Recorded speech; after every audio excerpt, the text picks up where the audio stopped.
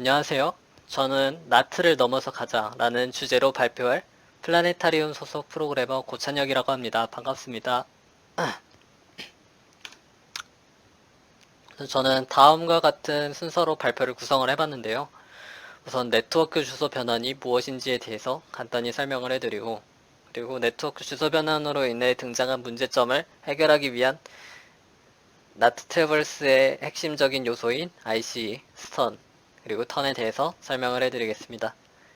그리고 마지막으로 저희가 단넷에서 턴을 어떻게 사용해서 어떻게 적용할 수 있었는지에 대해서 설명을 하려고 합니다. 네, 우선 네트워크 주소 변환이 무엇이고 어떻게 등장하게 되어 있으며 이로 인해 어떠한 문제점들이 발생하게 되었는지, 그리고 이를 어떻게 극복할 수 있었는지 설명해 드리겠습니다. IP는 인터넷 프로토콜의 약자로서, IP 주소는 네트워크 장치들이 네트워크 상에서 서로를 인식하고 통신을 하기 위해 사용하는 특수한 번호를 말합니다. 저희가 일반적으로 사용하는 IP 주소는 IPv4의 주소로서 0000부터 255, 255, 255, 255까지 총 2의 32제곱개의 주소가 존재합니다. 인터넷이 처음 등장했을 때 이 약 43억 개의 주소는 다 쓸 수 없을 정도로 많은 양으로 여겨졌는데요. 그런데 인터넷의 보급률이 높아지고 한 사람당 3개에서 4개의 기기를 보유하는 시대가 되면서 이 주소들이 고갈되고 있습니다. 실제로 2015년 북미 기관인 아린에서 IP 주소가 고갈되었다고 밝혔으며, 그에 따라 몇 가지의 대응책들이 나와 있는 상태입니다. 대책들로서 제시된 것들로는 크게 3가지가 있는데, 대표적으로 사이더, IPv6, 그리고 NAT가 있습니다. 사이더는 클래스가 없는 도메인 간의 라우팅 기법인 클래스 인터 도메인 라우팅의 약자로서 비트 접수사가 같은 IP 주소들을 묶어서 관리해 라우팅 테이블의 포화를 막아줍니다. 아래에 예시로 든 255, 255, 255, 0, 그 다음에 슬래시 뒤에 24의 숫자가 있죠. 이 24, 앞에서부터 24개의 비트를 묶어서 그 뒤에 비트가 어떻든 하나의 주소로 묶어서, 하나의 주소로 묶는 건 아니고 하나로 묶어서 관리하는 기법이고요. 이렇게 하면은 IP 주소를 효율적으로 사용할 수 있게 해주기 때문에 라우팅 테이블의 포화를 막아주지만 전체 IP 주소의 수량을 늘려주는 것은 아니기 때문에 정확한 해결책이라고는 할 수 없겠죠. 다음으로 IPv6는 차세대 프로토콜로서 주소 공간이 넓어지고 패킷 크기가 확장되었으며 보안성과 라우팅 속도까지 확보했습니다. 128비트로 주소가 구성되어 있기 때문에 약 2에 128제곱개의 주소를 포함할 수 있는데, 이게 얼마나 많은 숫자냐면은 지구를 1cm 단위로 쪼갠 다음에 그 1cm 평방의 구역마다 6 곱하기 10의 10 구승계의 주소를 할당할 수 있을 정도라고 하네요. 그런데 현재 대부분의 호스트가 IPv4를 사용 중인데 이와 호환이 되지 않을 수 있기 때문에 아직 널리 보급되지는 못한 방법입니다. 마지막으로 NAT는 네트워크 주소 변환이 네트워크 어드레스 트랜스레이션의 앞글자를 따서 만든 이름으로 사설 네트워크에 속한 여러 개의 호스트가 하나의 공인 IP 주소를 사용하여 인터넷에 접속할 수 있게 해주는 방법입니다. NAT를 사용하게 되면 네트워크 패킷이 바뀌어 체크섬을 다시 계산해야 하므로 처리 속도가 떨어지게 되는 단점이 있습니다. 그러나 공인 IP 주소를 실제로 조작할 수 있기 때문에 가장 흔하게 사용되는 방법입니다.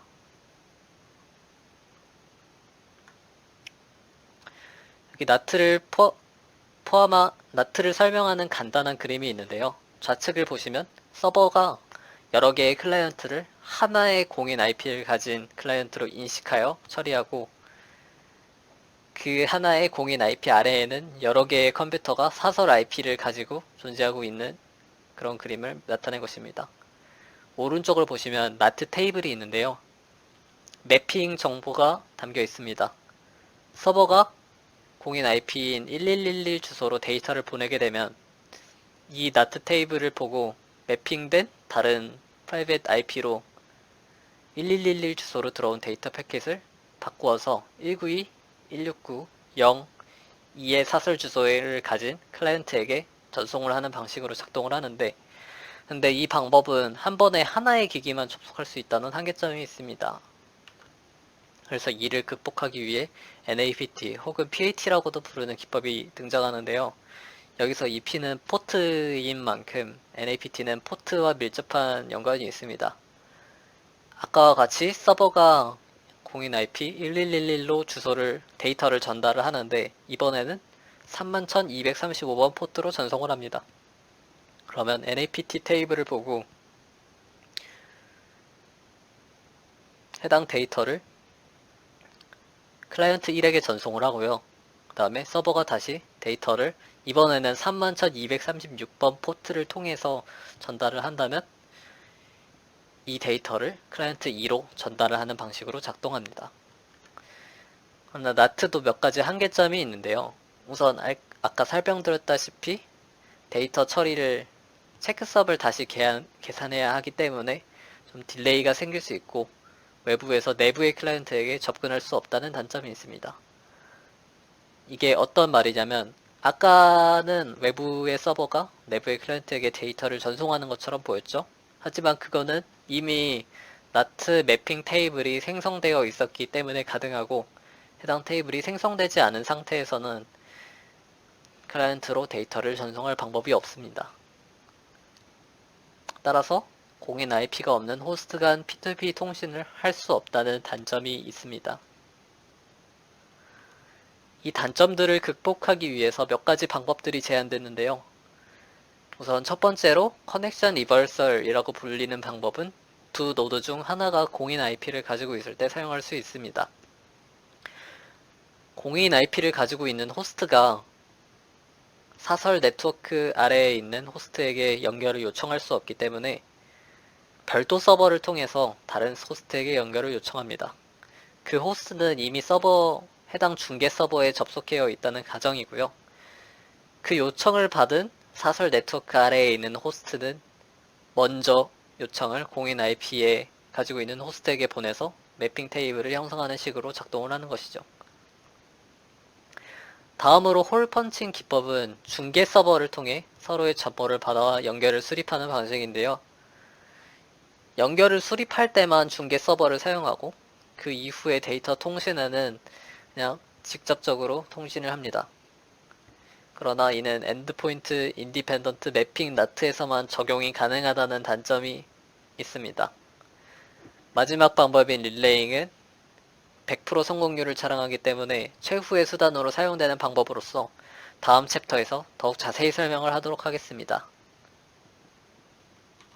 마지막으로 설명드린 릴레이를 하기 위해 몇 가지 키워드들이 있는데요. 첫째는 IC, 그리고 스턴, 그 다음에 턴이라고 불리는 것들입니다.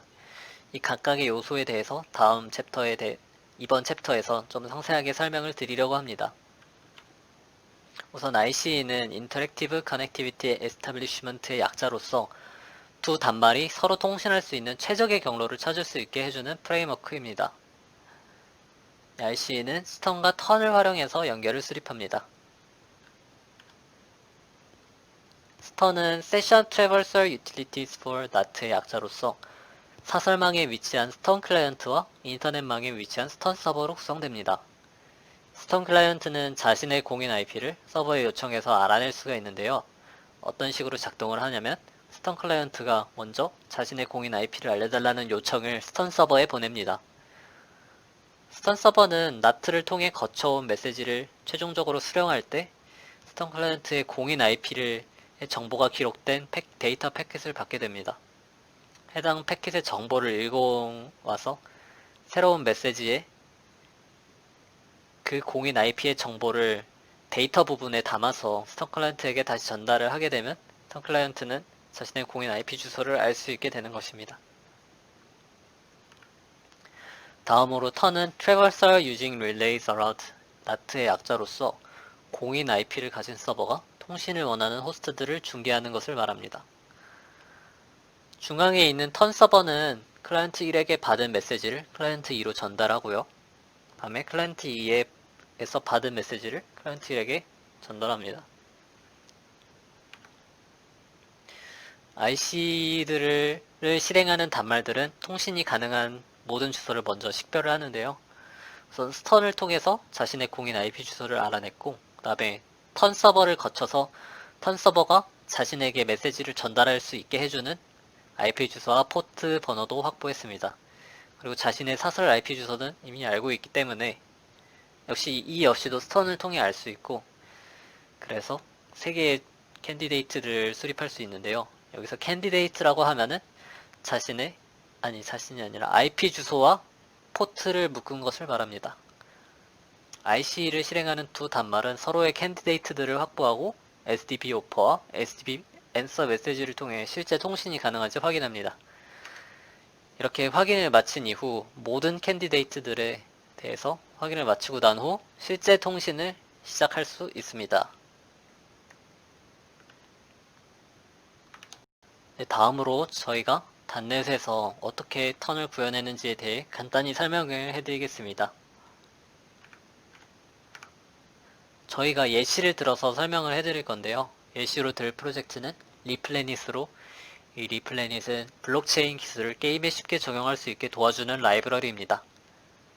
리플래닛은 분산된 노드 간의 통신을 위해 P2P 형태의 네트워크를 사용하는데요.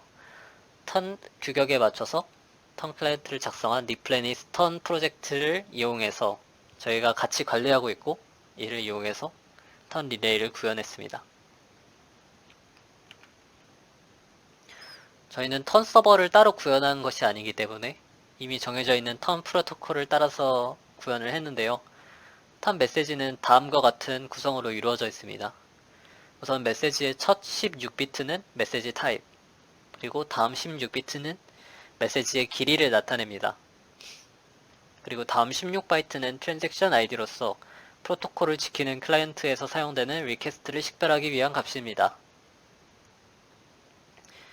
턴 규약에 맞춰 구현된 턴 서버는 위 메시지 구현을 따르고 있기 때문에 상응하는 리퀘스트를 보내면 그것을 처리하고 그 처리 결과에 따라 리스폰스를 보내줍니다.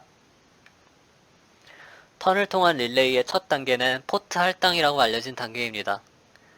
나트 바깥쪽에서 중계를 원하는 노드는 이 포트 할당 요청, 코드를 보시면 allocation request라고 되어 있는 요청을 턴 서버로 보냅니다.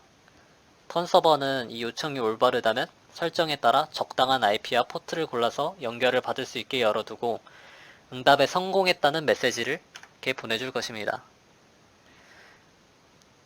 이렇게 포트 할당을 요청한 연결은 제어 연결이라고 불리며 이후 턴 서버와 노드의 통신에 사용됩니다. 여기서 한 가지 주의할 점은 턴 서버가 응답에 포함하는 넌스인데요. 이 넌스는 제어 연결마다 고유하며 획득한 넌스를 이 제어 연결의 모든 요청에 같이 보내줘야 합니다. 첫 요청이라면 넌스 브리치 에러를 받고 다시 요청하는 방법도 있습니다.